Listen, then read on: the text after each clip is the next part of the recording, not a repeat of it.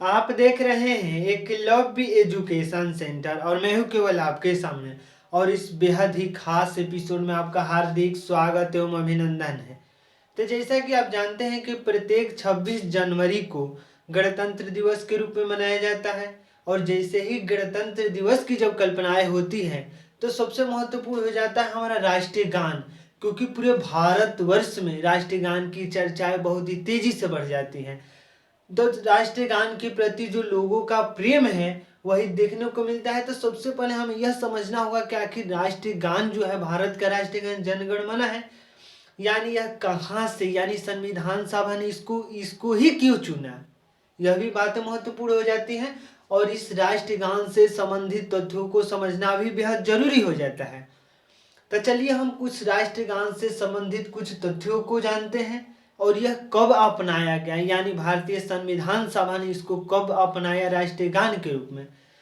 तो सबसे पहले बातें करते हैं कि इसे मूल रूप से रविंद्रनाथ टैगोर ने बंगाली भाषा में लिखा। जैसे भारतो भाग्यो विधाता, यानी जो शीर्षक था उनका इस राष्ट्रीय गान का, तो रविंद्रनाथ ने जो शीर्षक के रूप में लिखा भारतो भाग्यो विधाता, यानी उनका जो शीर्षक था भारतो भारतो भाग्यो विधाता, भारतो भाग्यो विधाता,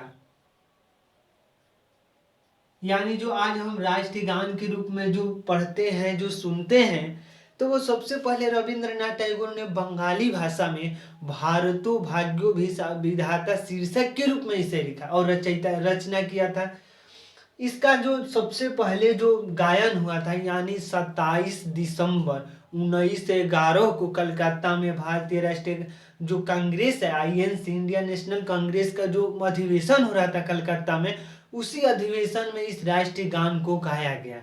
यानी 27 दिसंबर 1911 को भारतीय राष्ट्रीय कांग्रेस के कलकत्ता अधिवेशन में इसको गाया गया। और उसके बाद यानी एक वर्ष बाद 1912 में इसको तत्वबोधिनी पत्रिका में भी प्रकाशित किया गया था।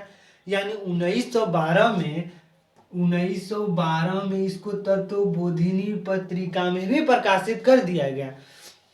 जब हम इसी तरह से आगे बढ़ने लगी, तमाम तरह से इसकी चर्चाएं होने लगी और संविधान सभा ने इस पर निर्णय लिया कि इसको भारत के राष्ट्रीय गान के रूप में अपनाया जाए। यानी जो रविंद्रनाथ टैगोर द्वारा बंगाली भाषा में लिखा गया था भारतो भाग्यो विधाता, इसको हिंदी में रूपांतरण किया गया।